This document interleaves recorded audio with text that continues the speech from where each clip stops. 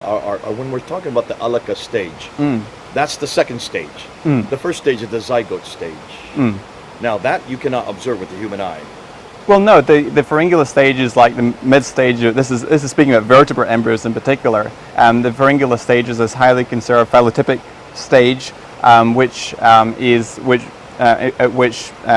vertebrate embryos are more similar than they are at earlier stages. Is that visible to the naked eye? No. When a woman has a miscarriage? No. You cannot. So it is too small for the naked eye to Correct. see that state. So they would have a pretty good argument if someone in the 7th century can observe something that's not visible to the naked eye. How did he know, even whether or not it is using gum or any other object, how would he have known that particular, that early?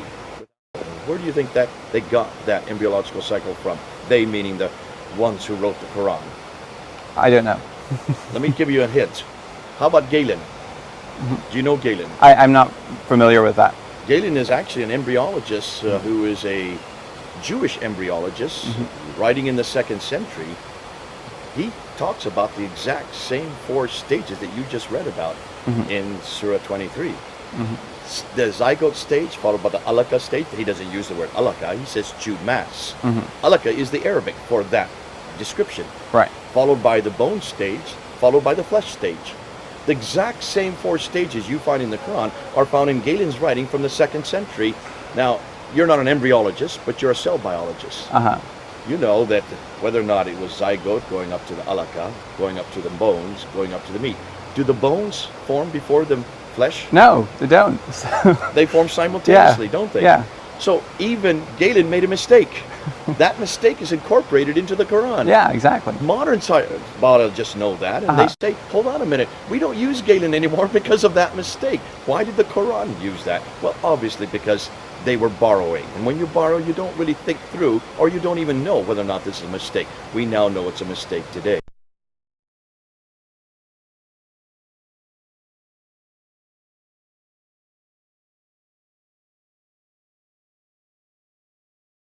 Isam stage.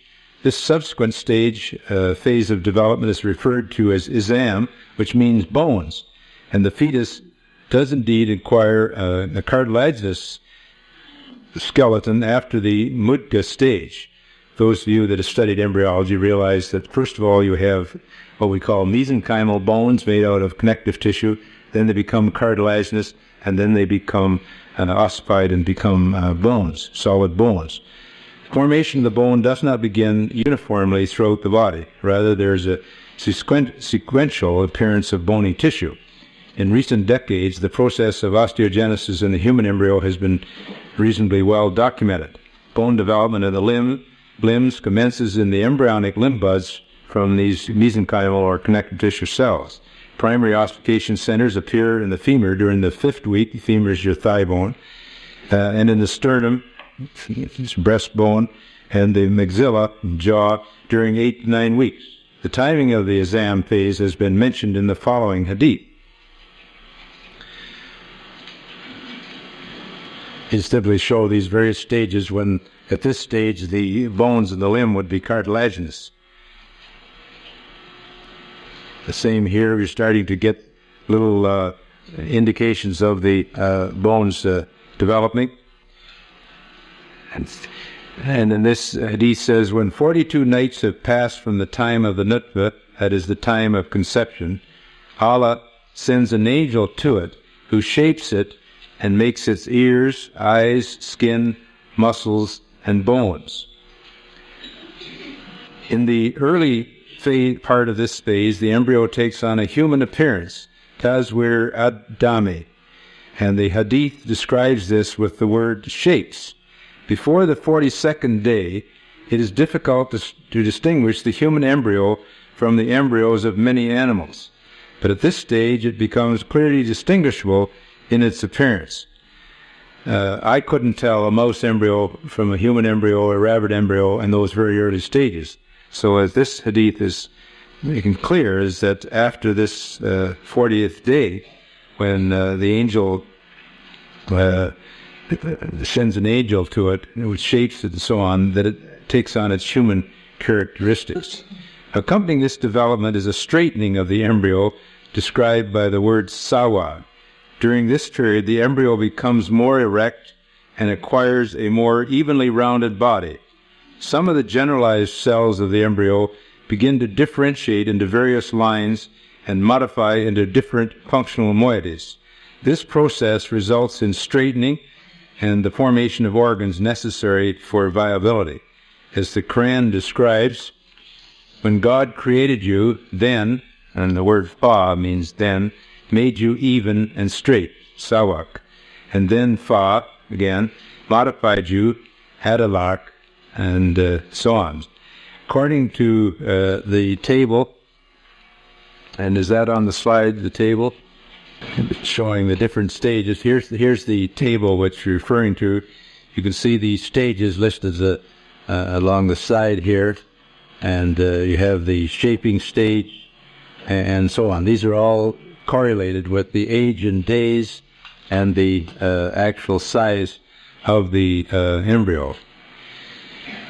According to this table, which compares the 3 ayat on the stages of development, it is apparent that the Isam stage corresponds with the straightening stage, taswiya.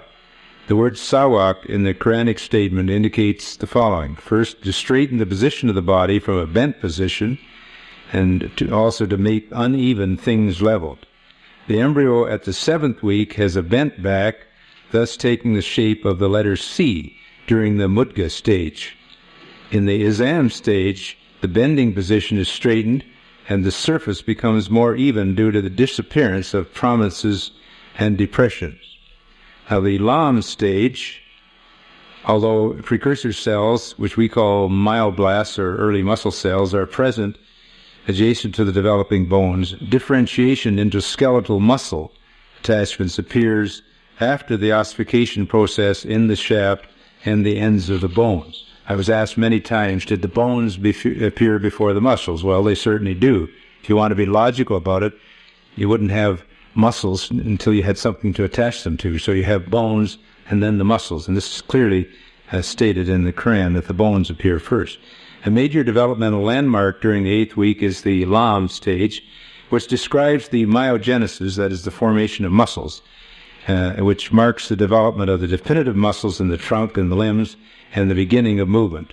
The muscles take their position around the bones, that is, clothing the bones, and continue the process of straightening and smoothing, tazwiya. In other words, as the muscles develop, they straighten the embryo up, which the straightening and smoothing which began in the Isam stage. It is now known that the gonads, that is, the developing sex glands, differentiate into testes and ovaries at this time, that is during the 8th week, and the Quran refers to this development as well.